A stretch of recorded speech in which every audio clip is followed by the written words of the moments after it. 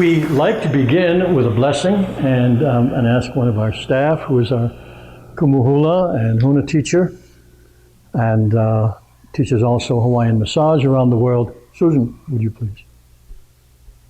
Well, this is a challenging one because I looked for chants about animals for today's topic, and not really easy to find chants. Lots of stories, but not chants.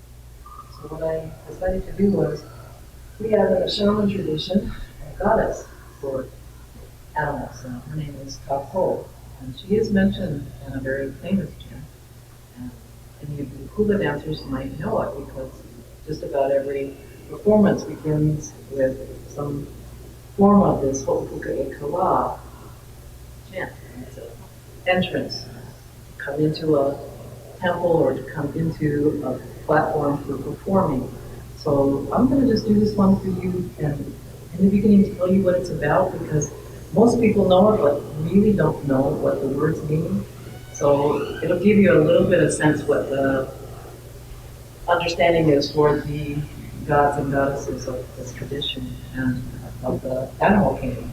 So ho'opuka e kala makahikina, sun, make an opening in the east. Make a huaka'i kale no kumukahi, so that there can be a procession from the easternmost point, kumukahi.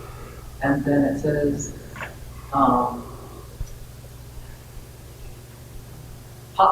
na iwa me hi'iaka. So ha'amai, bring also for this procession, na iwa, all the iwa birds. These are the frigate birds, the great big ocean birds. And then also hi'iaka and laka and kapo. Me hi'iaka, me kapo, laka, ika ulu vehi vehi, with all their plant adornments.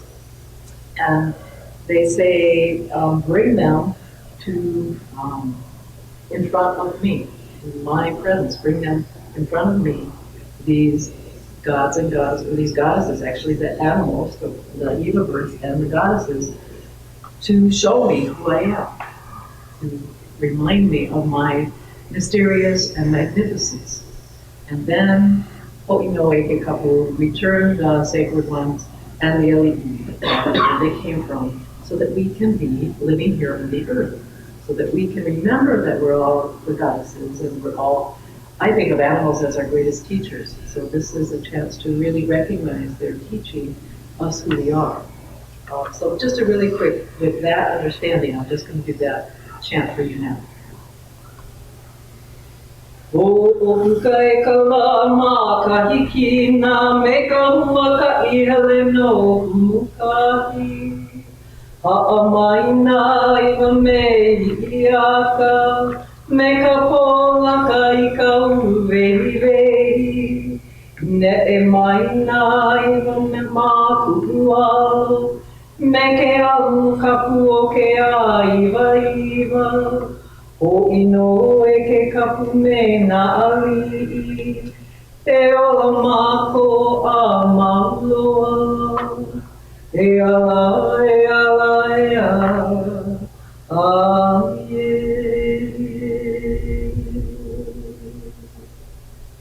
So at the very end it says, and let us live forever, all of us. Oh, very good. Okay. All right, we're going to begin with a story. Now, that's very interesting, because I have my notes on my iPad, but I also have a practice sometimes of not referring to them. So some part of me says, go for it. So, okay, we will. Ikawa kahiko, mamualoa o kapena kuke. Once upon a time, long before Captain Cook, there lived a large brindled dog. I'll explain that in a moment. But there lived a large brindled dog way up in the mountains here on this island, in the saddle between Mauna Kea and Mauna Loa, where few human beings ever went there. And no one knows how he got there, where he came from, but there he was. He was a very happy dog, a very clever dog, a very curious dog, As a matter of fact, a very magical dog. The Hawaiians would call him a kupua, or her rather. It's a female dog. So she just was really interested in learning everything she could about everything.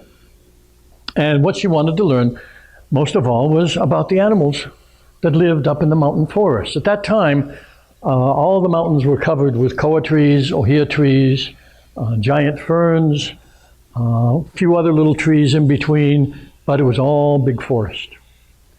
And like I said, very few humans came up there. Sometimes they came up for gathering eggs of certain birds. Sometimes they came up for gathering the dense basalt that was used for tool making. Only few people did that. They came up, some places there were glass quarries. There were mines for digging out red clay that they used for medicine and other purposes. But there weren't very many, very few. So they didn't interest Olomea very much, but the animals. At that time, there were thousands and thousands of birds, all different kinds, and kinds and colors and shapes and sizes. Some of them lived here all the time. Some of them came to visit once in a while. There's a kind you might know from Kauai. It's called the koloa. It's a duck that it comes only in certain seasons. There used to be lots of birds that did that before the sugarcane days.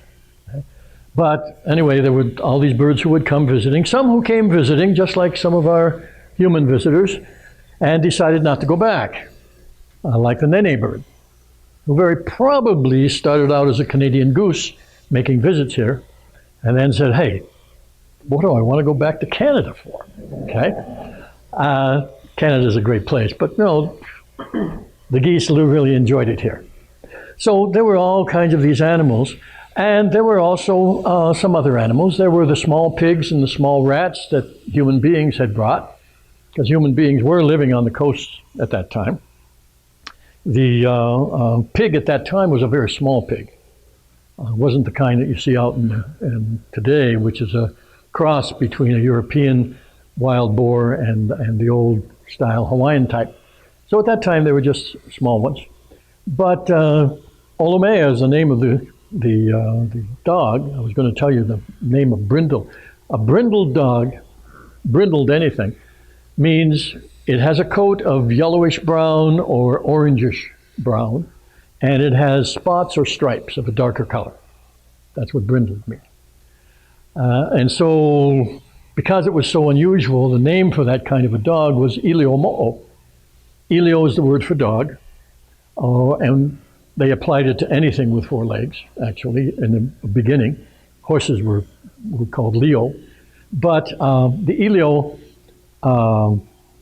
Mo'o referred to a particular kind of family.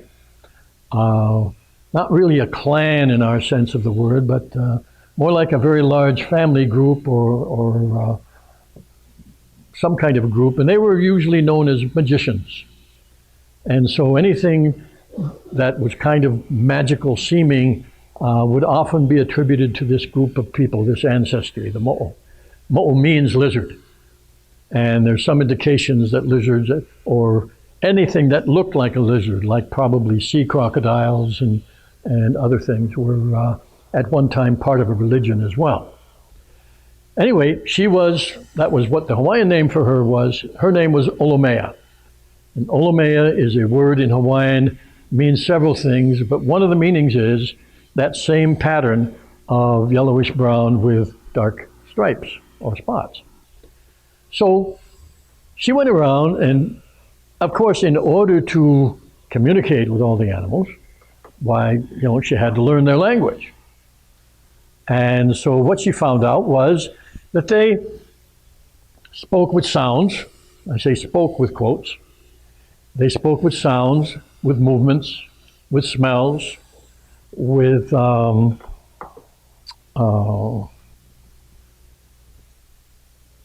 kinds of things that are not coming to me at the moment. But they would also have ways of not only making sounds, but of, darn, it's coming to me. This is very unusual. Anyway, there it is. They had lots of ways to talk. And it'll come forth. So she studied these and she practiced these and she paid attention. She found that if she was quiet in their presence, if she was respectful, if she listened more than she tried to talk, and especially if they didn't see her eating anything. We don't know what she ate, what she ate, but we know that no one ever saw her eating anything, so that made them feel more secure. And she was able to get closer and closer, learn their language. Now, I said she was magical. Because she was magical, she was able to alter herself so that she could mimic all their sounds, all their movements, okay, even all their smells, and give off smells that she wanted to, and the other things that I haven't mentioned yet. Okay. So she was getting along fine. She found, most human beings wouldn't think that birds and pigs and rats or lizards would have much to say. But Olomea found out differently. She found some of them were very wise and very witty. She had an elepaio friend. Elepaio is a tiny little forest bird. Every time it opened its mouth, it made her laugh. Dog-style laugh, but still, made her laugh. There was an old boar, and he told the most adventurous, wonderful adventurous stories. There was a big lizard, and he had deep insights about life and about living. And there was even a rat who had gone on so many adventures around so many places, traveled so much that he loved to tell stories about his travels. And Olomea found those very interesting as well. So everything was going fine. She was enjoying herself. And one day, the rat told her that there was a strange human, not like any human he'd ever seen before. And she had moved into a cave on the slopes of Mauna Loa. And she looked like she was starting to live there. Well, Olomea was interested in that. So she went over to pay her a visit, but, Olomea was also cautious. So she hid. She was very good at hiding, so that she could see without being seen. And sure enough, there was this woman, and she was sitting by the pool, by the waterfall near the cave. She was doing something that Olomea couldn't tell. But as she's sitting watching, suddenly the woman looked up, and she said, "Hey, come on, sit. I won't bite." And she said it in dog. Okay? Well, Olomea was startled. She leaped back and yelped. And then she felt the woman. Feeling was one of the ones I was going to tell you about. And so she realized that it was a good woman. There was no harm. There was a good feeling there. So she trotted over and sat down next to the woman. They began talking, in dog at first. And so the woman was also very curious. So Olomea told her about all the animals up in the forest and all of that. That was very wonderful. And then the woman, she started to tell about all the things that she knew about the humans. Now, I said it was a very strange woman. The rat had seen many types of women, but this one was different. She was what Hawaiians would have called an ehu. She had reddish-tinged hair. In ancient Polynesia, there were people, Polynesians, but they had this reddish-tinged hair, and sometimes the skin was also a reddish tinge. And nobody knows where they came from, but because they were so different, they were associated with magic, and they were associated with the Mo'o people. And maybe it was the same thing. We don't know for sure today. But there were these types of people. So she was special. She was also a kupua. That's the name for these magical people like the dog and like her, who could do magic of different kinds. And so while she talked about the humans, Olomea got really, really interested. She said, "Okay, I am going to go down and find out all I can about humans." And Olomea, the woman whose name was Ulalani, she said, "Okay, good, and I'll be glad to teach you human. But you got to know something. Humans speak like all the other animals. That is, they have language. They have sounds, and they have movement, and they have smells, and they have feelings, and something else. Okay? And the problem is, though, most humans aren't aware of that. Most humans," she told the dog, most humans think that communication consists of using very precisely formed words. Okay? And even though they do the rest of it, most of them aren't aware of doing it. So she said, the thing I'm going to suggest is I'll teach you human, which consists of mainly the words, but I'm suggesting you only listen, don't speak.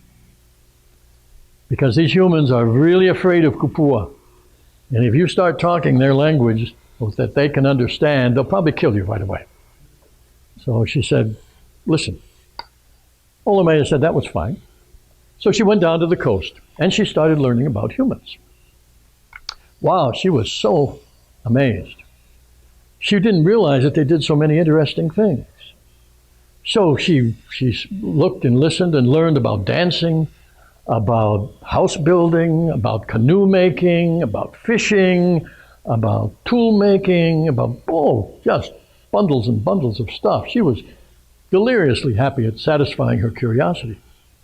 One time, however, one day, she was so interested in watching some women make artificial skin from the bark of a tree that she wasn't paying attention. And these 4 men came up behind her and threw a net over her, drew it up tight, and she was so surprised she didn't know what to do. Nothing like that had ever happened to her before.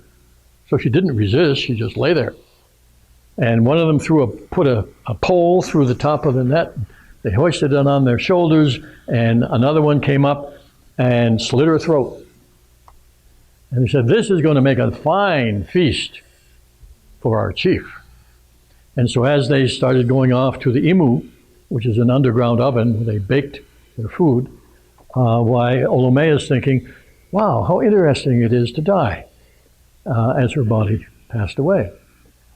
So she was baked, and the flesh was put in a calabash, and this was put in a smaller net, and then this was carried on a pole, and off they went to give it as a gift to the chief, and hopefully get some reward for that. So they came up to a cliff by the ocean, and at the highest point of a cliff, they saw this very pretty Ehu woman coming along the trail. And they stopped to look at her, but the woman didn't even pay them any attention. She said, in human voice, Olomea, Olomea, where are you? And from out of the calabash, Olomea said, I'm in here.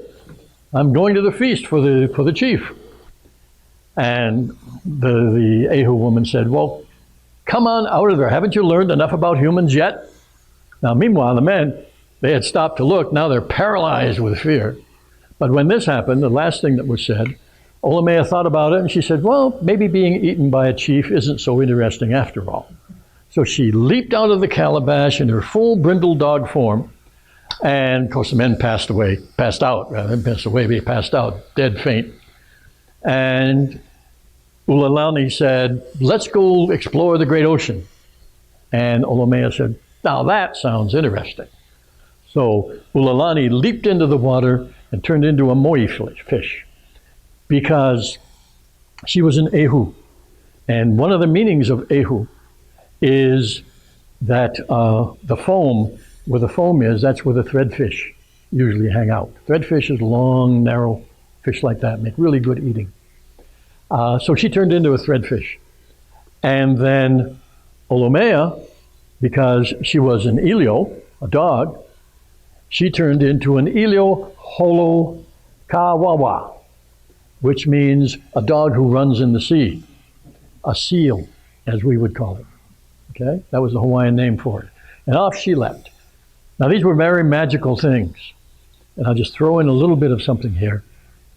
That Ehu, the reason why they might have thought that Ehu people were magical was because the word Ehu has some meanings almost identical to the word Huna. Dust and sea spray, both of those words mean that. But Huna also means esoteric knowledge. And so the Hawaiians did a lot of word connecting, and maybe that's why those two things got connected. We don't know for sure. But anyway, off they went, and they went on all kinds of adventures that have never been told to anybody. Pipiholo ke ka'au, and so goes the story. Now, the topic today is communication with animals. And there's lots of ways I could have presented this, but I decided to present it by telling you some stories of my own experiences with various kinds of ways that animals communicate. Now, let's look at that list again and see if we can get it this time, okay? They communicate with sounds. Let's talk about that one first. When I was a young teenager, my family lived on a farm. And we had horses and cows and pigs, chickens galore.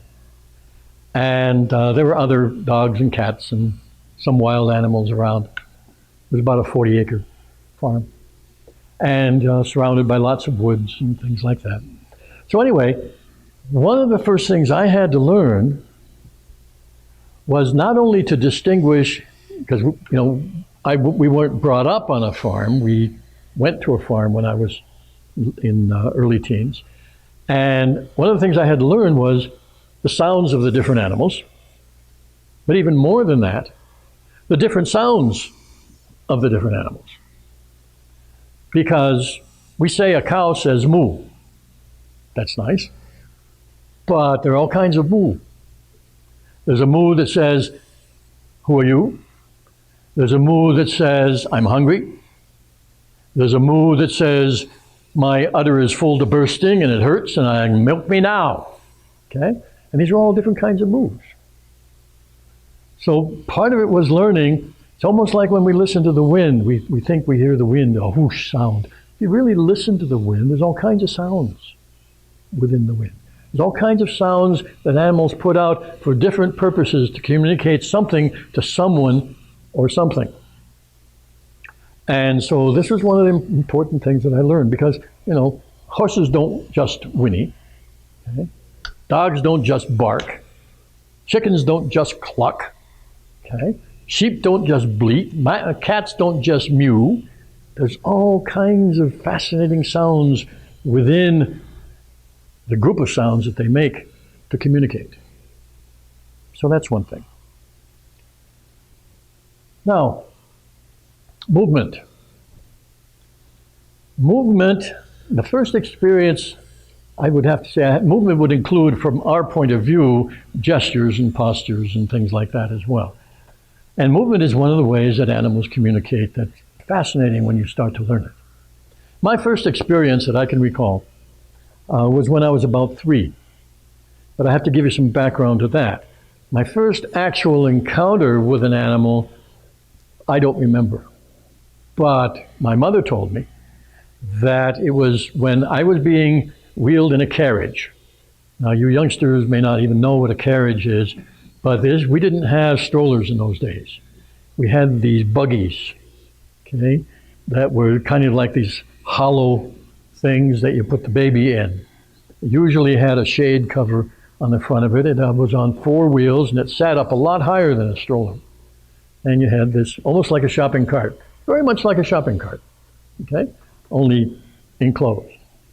And so while I was in one of those, and while I was being wheeled down the sidewalk, a puppy had run out into the street and was going to be hit by a car. Some man went and grabbed the puppy, threw it back up on the sidewalk, and it landed in the carriage and scratched me all up. And from that time, I had a terrific fear of dogs. I never personally knew why. My subconscious knew. So anyway, so this time happened. I was 3 years old, standing in the driveway of a motel, and because we traveled a lot.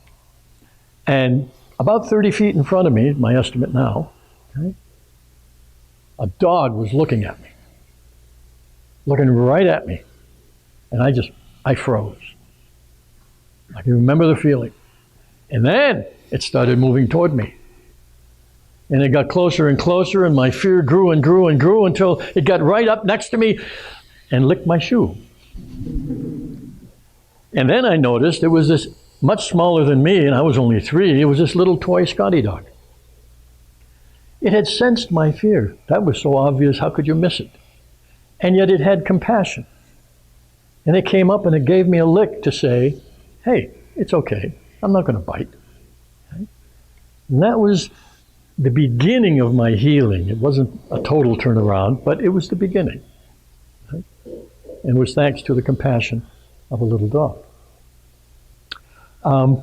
The movements, learning the movements, paying attention to the movements, and here's a really interesting thing about it. Different animals have different kinds of movements. If you, as a human, really want to get connected, if you will make, you don't have to make exactly the same movements, but if you'll have something almost symbolic that looks kind of like, feels kind of like the same movement, the animal will accept that. Okay? As long as the rest of you that we'll talk about is okay. But, so it's amazing. They will take the pattern and relate to the pattern rather than the specific thing. Okay? Usually in words, we need specific words. We can't just talk in a nice tone of voice. That usually doesn't do it for people. Okay? But animals, they're okay with a little bit of stretching of the language. Okay? So learning the movements. The zoo is a wonderful place. I take one of my classes down to the zoo here to study the movements of the different animals and practice matching them. Okay? It really develops a wonderful rapport. Now, smells. The only thing I can say about this, certain animals pay a lot more attention to that than others, but you'd be surprised how many animals do. For instance, birds are real big on smell. Everybody emphasizes their sight, but you put out some seeds, and it's not the sight because they're way out of sight, and they'll be coming from all over the place. Okay? They can really smell them. And and a lot of animals, you know, what used to happen in ancient Hawaii, it looks like from legends and language that smell was a vital part of communication among the ancient Polynesians. There's lots of indications of that. And one of them is a remnant of what we have today is the honi, where you press noses. And that's really inhaling each other's aroma. And they were able to tell whether it was a relative, and they were able to tell what the state of health was. And there may be some people that can still do that today. But, you know, so there are humans who pay attention to smells. You know, scientifically, as human beings, we are supposed to be able to distinguish 10,000 different smells. And top of the line people that are called noses, that's what they actually call them. These are the people who work for perfume industry and for the wine industry. For the wine to check the wine, but for the perfume industry to come up with new combinations. They have to go to a special school where they learn minimum, they have to distinguish 3,000 different smells. That's a lot. Okay? You could know a lot about your environment if you could distinguish that many, and it's humanly possible. But most of us don't do that anywhere near that. But some animals, like dogs and cats, they're really big on smell. Okay? And I found, just as a little bit of a story, that if I, with a dog and with sometimes a horse and a cow, if I'll let them get a whiff of my hand, usually I'll keep it passive by my side. Sometimes, like a bigger animal, I might just put it up and hang it there a good distance away. But if I'll let them get a good whiff of my hand before I try to touch them, that usually improves our relationship quite a bit. Okay? So that's something to think about too. It's very important to some animals. It's how they tell whether you're safe, what kind of person you are, you know, what you had for dinner, etc. Now feeling. Feeling is a very hard thing to describe. We use the word, but it describes more than we usually use it for. And I'm not talking about touch. I'm talking about inner feeling. Emotions are included, of course. We feel anger, we feel happy, we feel love, we feel fear, we feel lots of different kinds of things. And it seems to be apparent that when we're feeling these kinds of things, why we're possibly emitting some kind of aroma, or the animal might be picking up the feeling directly by resonance. Okay? Sometimes it seems like that's happening. But it can get a good idea of what we're feeling, and it's going to react that way. I'll tell you a story, and then I'll tell you a little bit more about it. Gloria and I, my wife, we used to do Tai Chi on the beach on Kauai with a group of people, small group. And one of the people was a woman who had this very, very nervous dog. And this dog would get so nervous that it would bark like crazy if anyone got near it, and it would bark like crazy if she got too far away from it. It would just all the time. So she cut hair, and I made an appointment with her down in Honolulu. She had a place. So I went down to Honolulu and got to the door. The door was closed, and inside, sitting on the floor, looking really nervous, was her dog. Well, the woman had stepped out someplace. Well, I had learned something. I decided to try it out. So the door wasn't locked, so I stepped inside. But before I stepped inside, I purposely put myself into a state that I would call calm authority. It's a feeling state. Okay?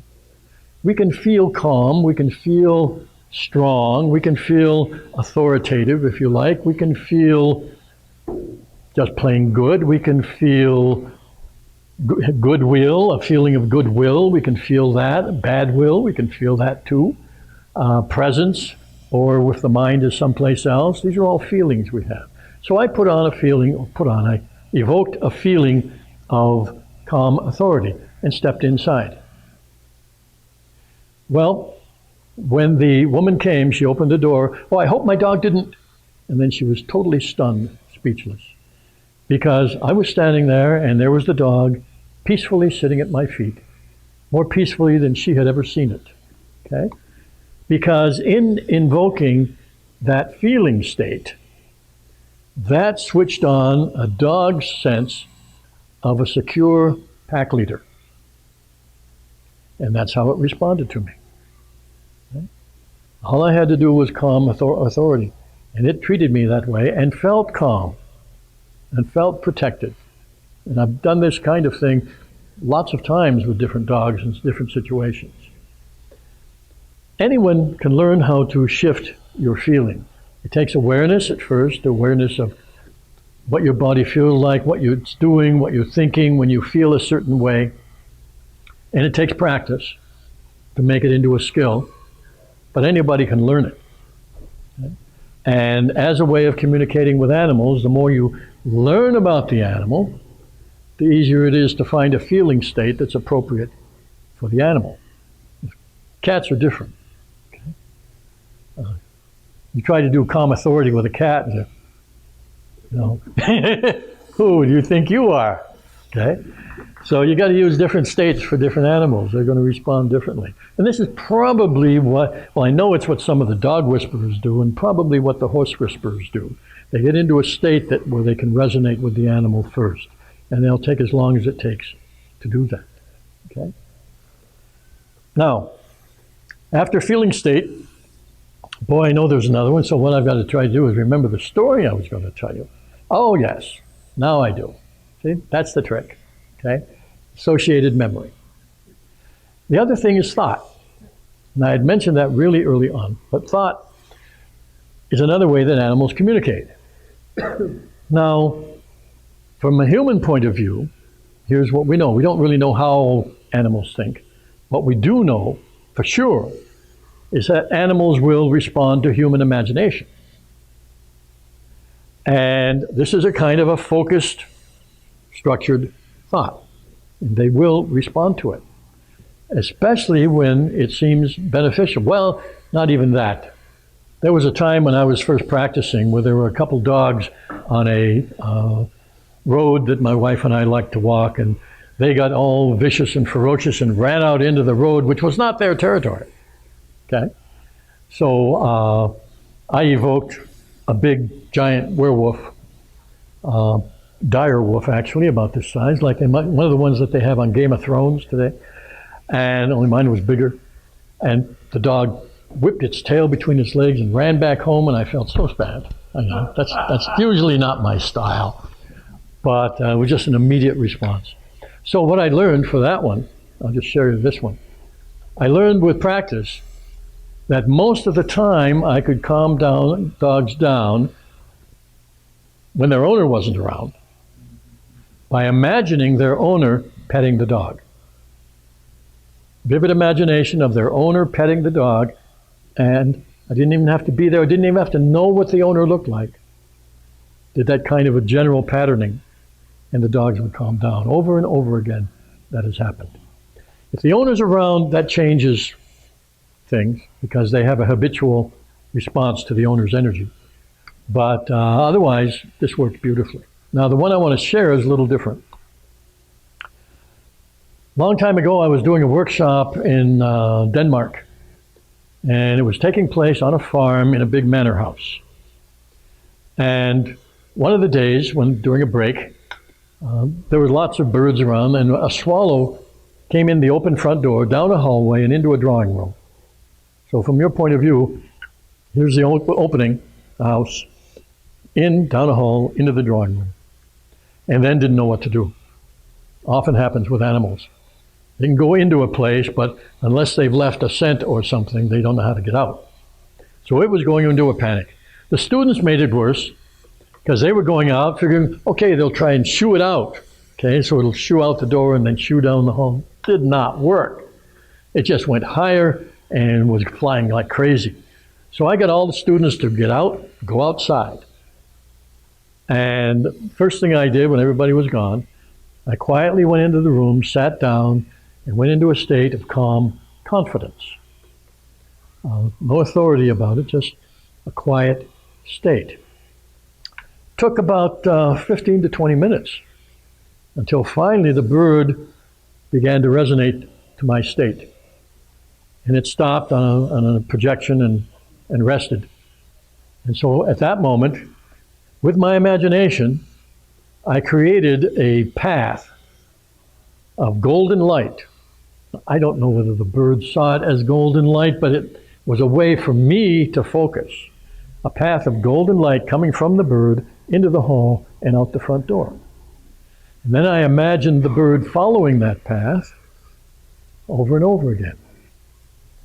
And it wasn't 5 minutes till the bird dropped off that projection and exactly followed that path out down the hall, and as the students told me, came straight out the door and flew away.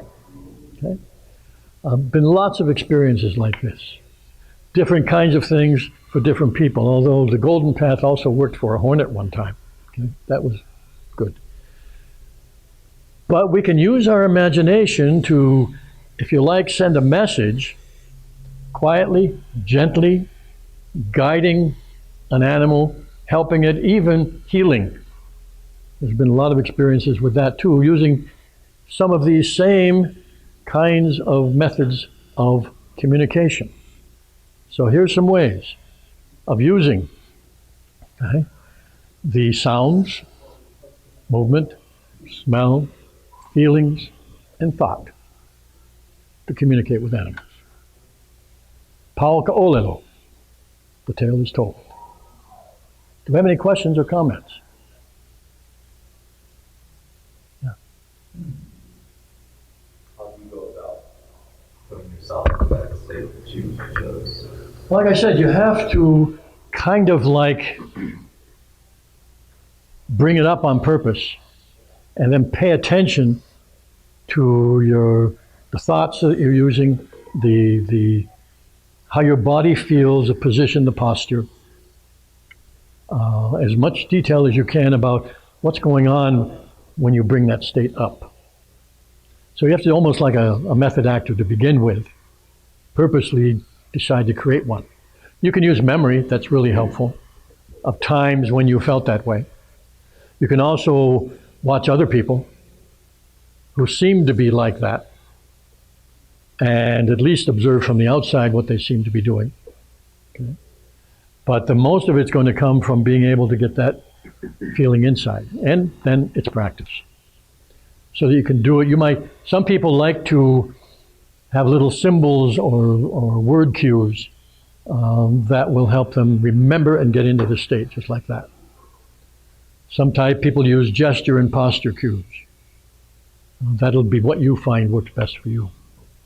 But with that, then Anytime you want any state, you find yourself in a fear state, you can get out of it instantly by shifting to a confident state. Okay? Sometimes you start to get sick and all it is stress. You shift to a relaxed state. That's immensely valuable even for communicating with yourself. But with others, and it works good with people too. You get yourself into a happy state before you go out to work or shopping or whatever it is. And the people who smile at you, it'll be amazing. Okay? Because you don't have to smile big, you just have to feel good. And they'll relate to it. Okay. Anything else? Yes.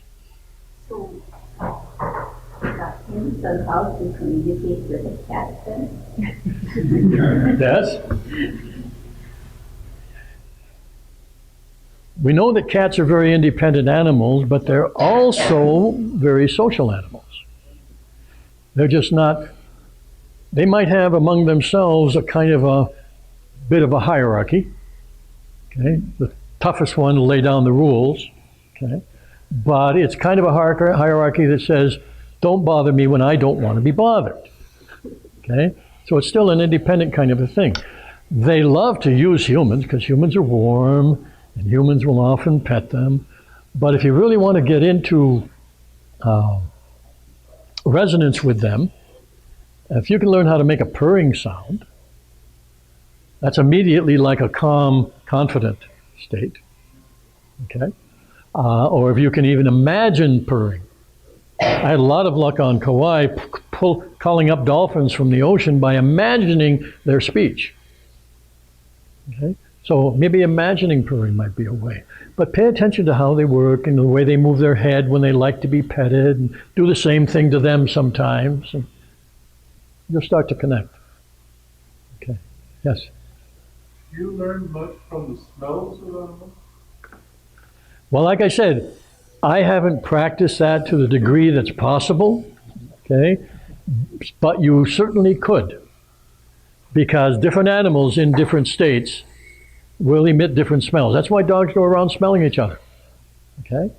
That's to get to know the dog. That's why dogs love to stick their nose out the window when you're driving. My God, it's like a treasure house, okay? So you can learn to smell the animals, and by practicing that, learn the state that they're in. State of health, state of wellness, state of good feeling or not. Yes? Communication with dolphins. Yeah, there's a couple things. Like I said, I used, really trying to get a good feeling first. The feeling state is important.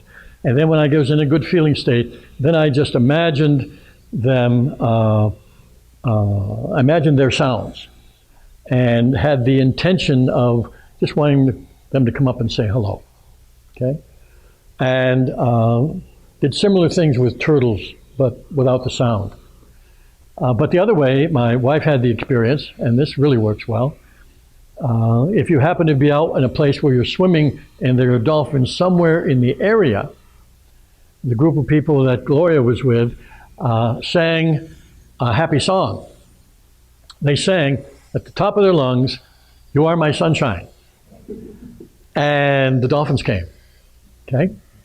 So they were very, very attracted to that happy state. Okay? And they swam around and were out there for quite a while. Okay? So dolphins respond to that also. Yeah. Okay. Yes? You read about insects, communication with Insects? Yeah. Well, insects, I told you about the hornet. I've had, okay, I'll share this. I know she wants me to share this. Okay. You have to communicate with animals on their level, right? Well, I mentioned the hornet. The hornet was in our museum where we had a big window and it was bouncing against the glass, and I created that golden path on a very tricky path to get out the door, and it followed that path and went out. So that was simple, imagination.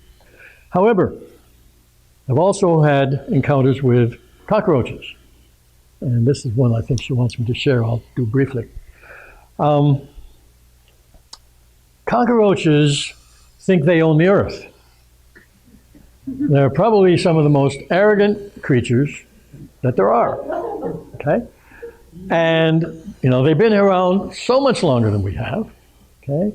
And as far as they're concerned, we mostly are convenient to, we provide places to live in, food for them, but other than that, they couldn't care less. So we were having on Kauai a cockroach problem.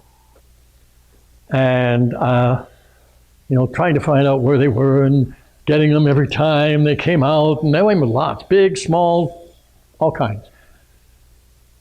Well, this is going to sound a little bit odd perhaps to some people, but I sat down and I communicated with the oversoul of the cockroaches. Talk about arrogance. But willing to negotiate.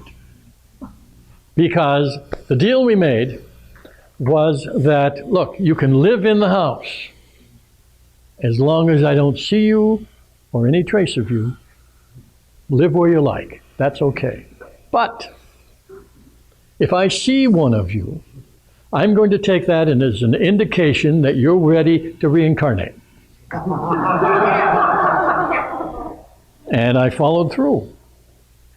Now, since then, very rarely it happens, but once in a great while, the only cockroaches we see will be big ones. And this is the truth. They will wait for me to go get the spray. They'll just wait, because they're ready to go. So that kind of communication did work. Okay?